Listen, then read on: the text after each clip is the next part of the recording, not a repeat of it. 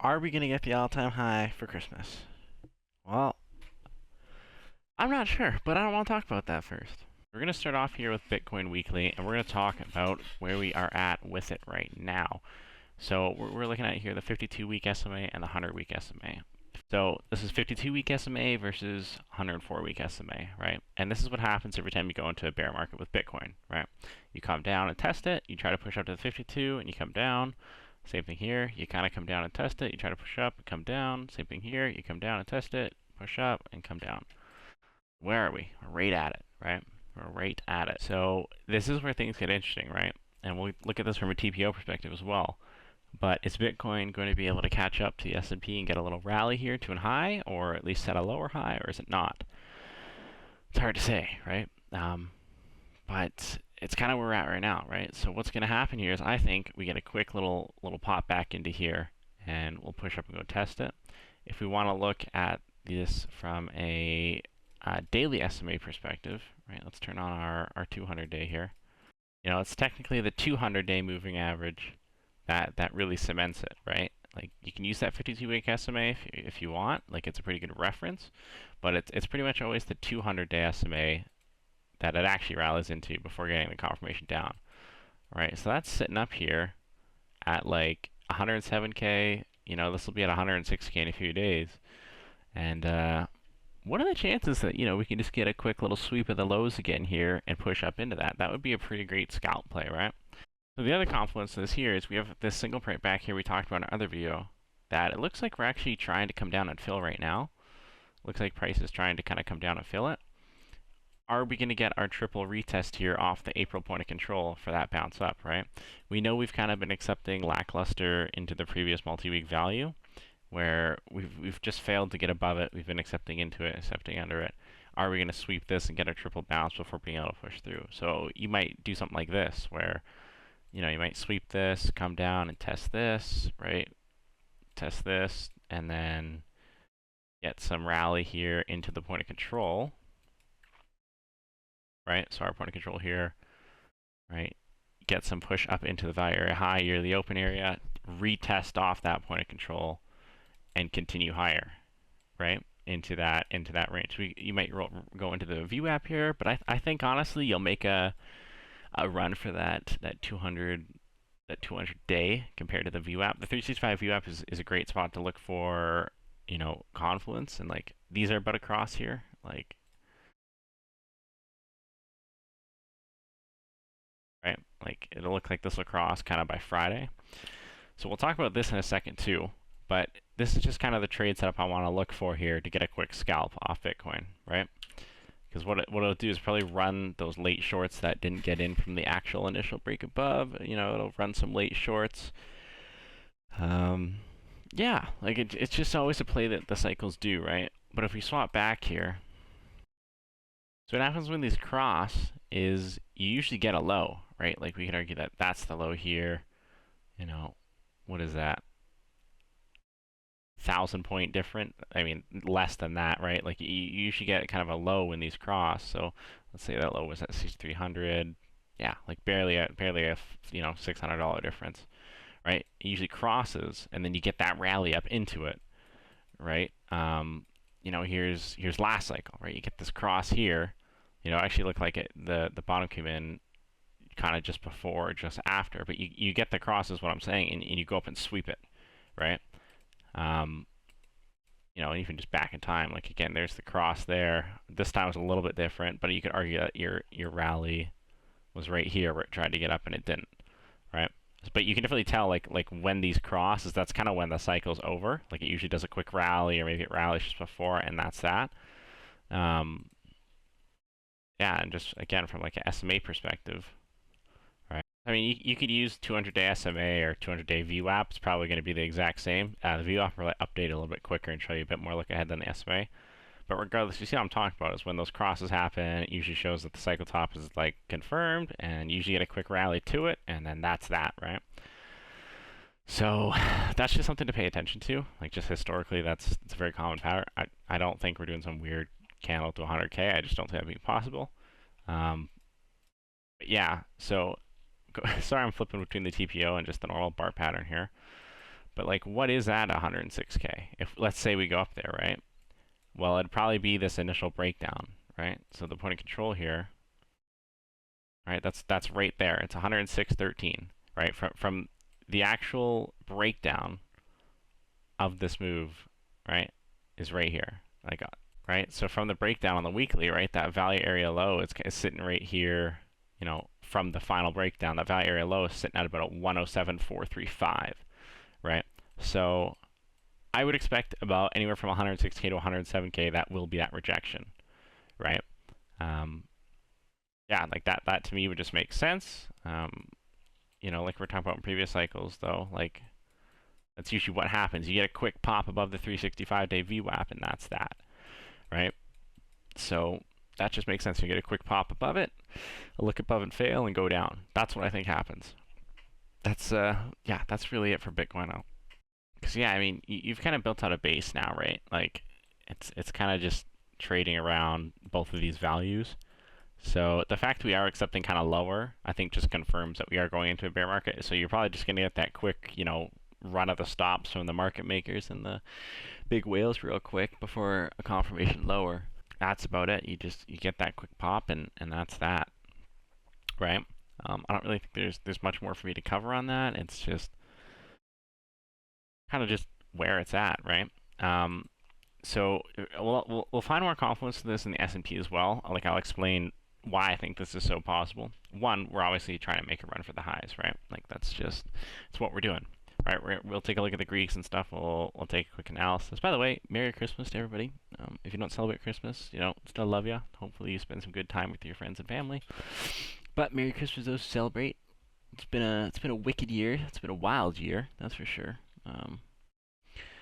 Yeah, I mean, we just gotta keep on going. You know, we got another 365 days of trade coming up in the new year.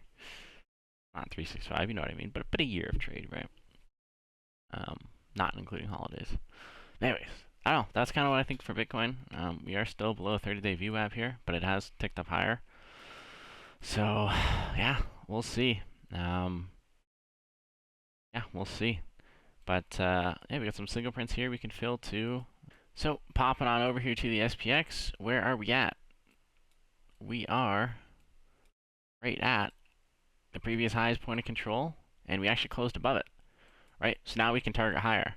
So all through this range up here, it's every 25 points. So 69.25 is a point of control, 69.50 is a point of control, 69.75 is a point of control, and then at the rate at 7,000. So pretty much every 25 points through here is like a resistance level.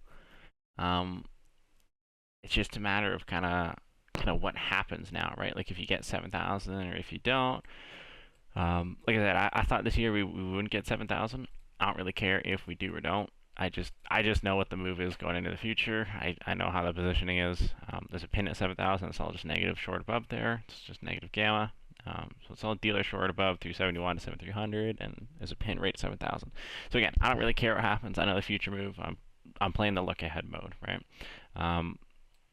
Yeah, this week's just been pretty good. Like, it's been roughly easy to trade. I mean, we've had no fall back into previous ranges, right? We've had retests of previous day's point of controls and pushed higher. Like, same thing here. It's just an elevator up.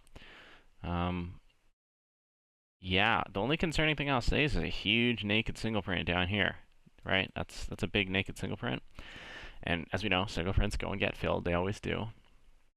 So what I want you guys to do is mark down 670.90 in your calendar here, on your charts, sorry. That is your new slip risk. Below this, and it's done. Below this, it's right to 6,400. Below 6,400, there's nothing. So the new slip risk now is 67.90. That's per the Greeks, okay? So if you play options, just know that below 67.90, any closes below that, you're done. Okay, so we're in a tight range here because if one whale decides to fat finger the Mag 7 or any of the financials, it's just going to bring the index down, and that's going to be it. So we're running into a really, really weird problem with the SPX, right? And I've been talking about this for a while now. It's really interesting that I kind of wanted to share. I just kind of thought it was an interesting article, but it's Apollo shifts drastically to risk-off mode as CEO wins impending market upheaval. Basically, you know, they went into a risk-off defensive stance, hoarding cash and slashing its exposure to CLO's AI-related debt. Basically, the firm is prepping its balance sheet for a period of systematic instability and potential offshore insurance defaults. If you guys don't know, there's a weird thing going on with the Cayman Islands right now where institutions and hedge funds are very over leveraged on both the US and Japanese bonds, or T-bills, whatever you want to call them. And apparently, like, since these are getting so bad and whatnot, apparently a lot of these are about to go under or at least implode. Like, there's like I think it's like a 1.3 trillion deficit.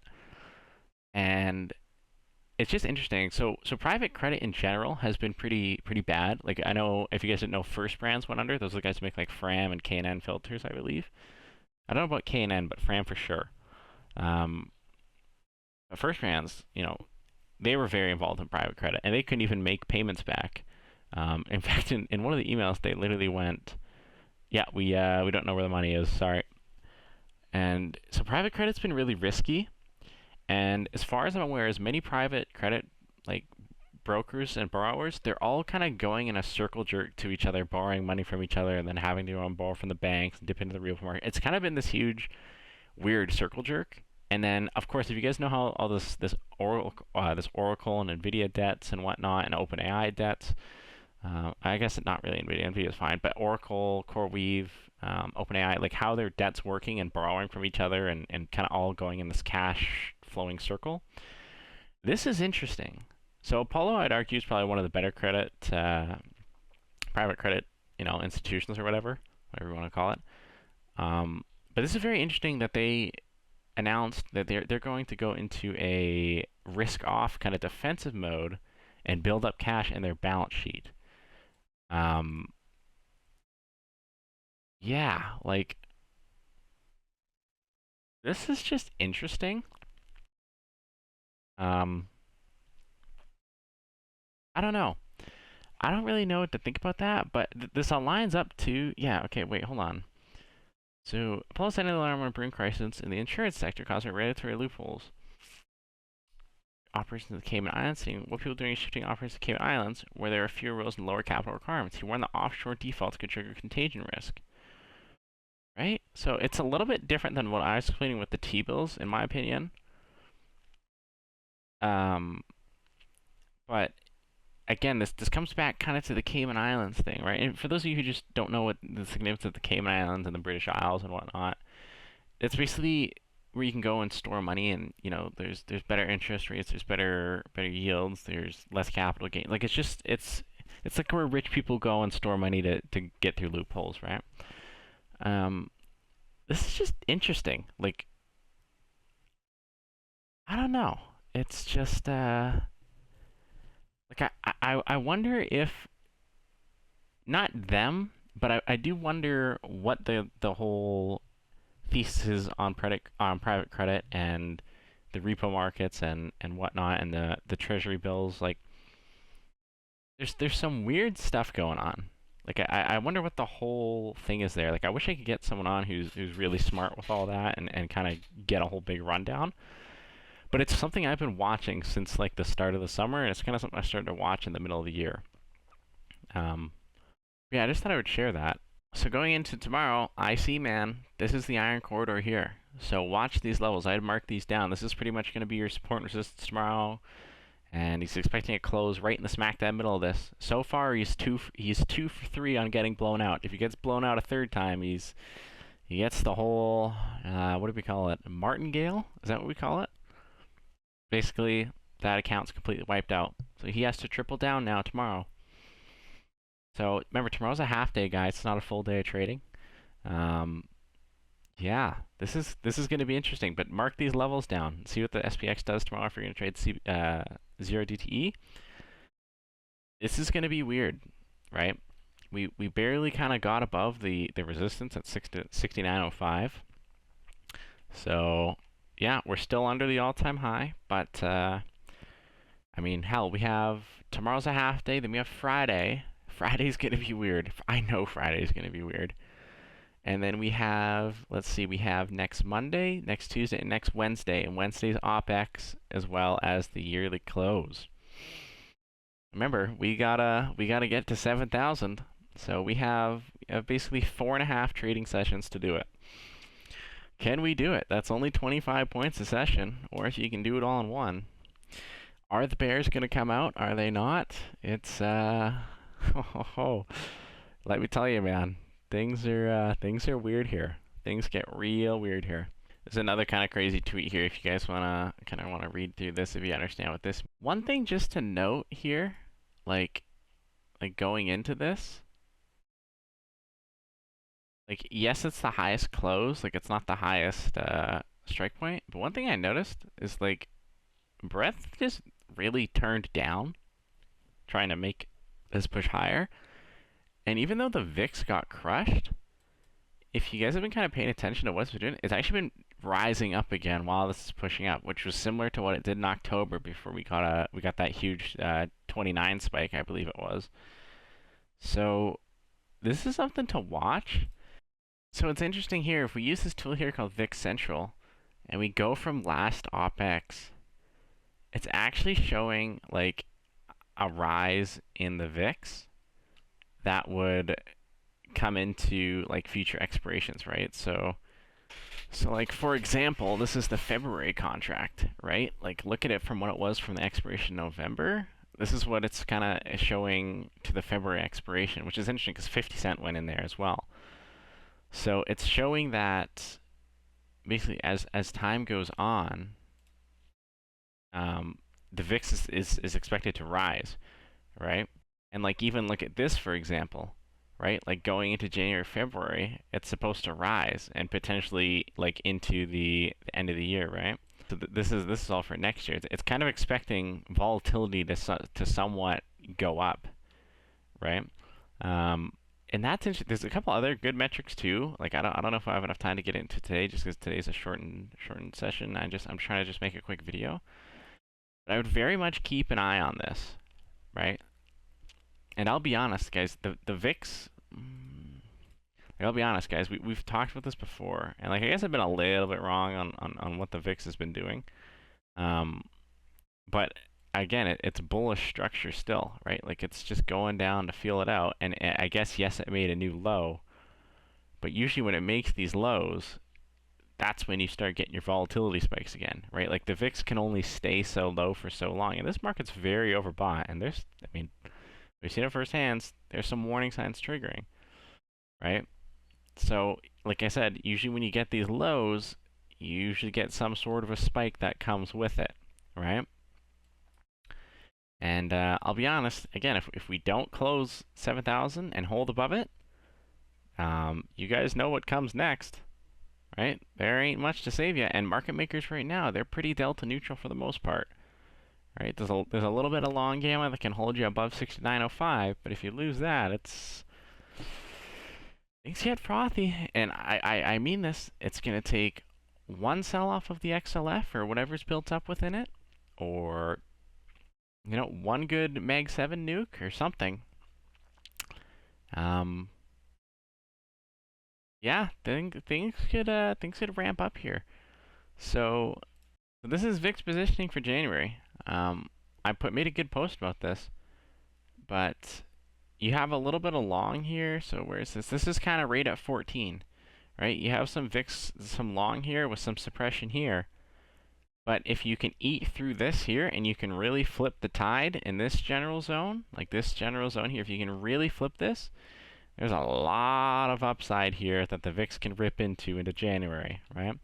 And as this eats away and carries on, if this can somehow get through all this structure, it's just going to carry over into February and things get frothy. And we've talked about this before. Remember the Supreme Court ruling for January? Apparently they're going to be going after student loan defaulters, I believe, or private loan like entities. I gotta go find that tweet. So just again, here's the expiry here for December. 69.20. That's the level to watch. 69.20, and then kind of right up here at the 69.75. But this level here, the 69.20 is really important. And then again, your resistance here at 7,000, right? Like you guys see, you guys are right here right now. You're right in here. The Nasdaq is still somewhat lagging. Like it's still just, I don't know, we could say like that, right? Like is it gonna just Is it just going to stall out somewhat here in this 2600 range or 25600 range, right? Like the Nasdaq is still pretty slow relative to the S&P, right?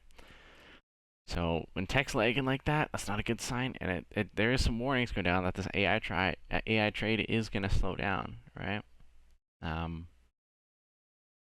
Yeah, I don't know, guys. Like we're in a very weird market, very weird. Like, let's look at the IWM monthly options here. Like the put OI is still double than the call OI, right? Like going into January here, and same thing going into February, right? Like it's way higher, especially like March, right? Which is just interesting. Like the IWM like looks like it really wants to kind of get a kick lower, which is odd.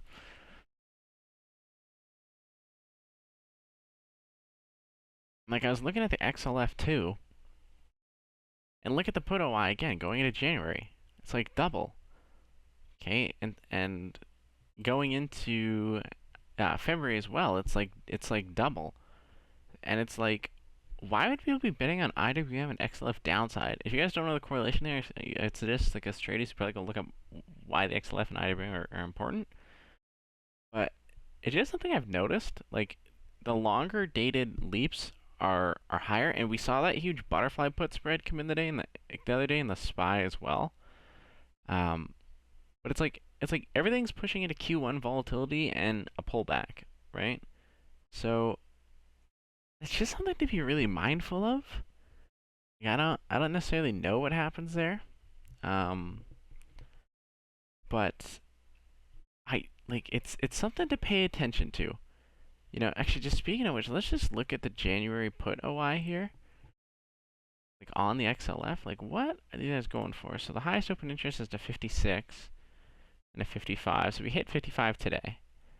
So they're sort of in the money. Okay. Let's look at the call open OI. 52s, 53s, 51s. Like that's interesting. Like that's really interesting. So I would just kind of be mindful of the XLF and IWM, like especially the XLF because that makes up a lot of the S&P. Yeah, like these strikes even for going into February. Like let's do these the 50 plus strikes here. Okay? Like look at these. 35s, 47s, 55s, 80s, 50s, 40s, 60s. Look at how these strikes are so stacked here for February compared to the puts, right? Like something's up towards February. I want to say, like, what does March look like? It's a March OI. March OI, yeah, still like quad. Yeah, 50s, 130,000. 80s got 70s. Like those are fucking high strikes. Hundreds. What? And I mean, in the back of my head, I thought we'd get a 80 plus fix in Q1 anyways. But I mean, listen, there's something weird going on into Q1. And again, I think we all kind of know what it is in the back of our minds. But yeah, I don't know. It's weird. It's definitely weird. But anyways, boys, everyone have a good rest of your trading week. Enjoy your holidays. We'll tune in next week. We'll talk about OPEX next week. I might not make a Sunday video. I just don't know if it's necessary because this is such a short week. Like we have a half day tomorrow and then there's Friday. If we for some reason close below 6,900, maybe I will make a video. Yeah. Anyways, hope this video helped. Take care.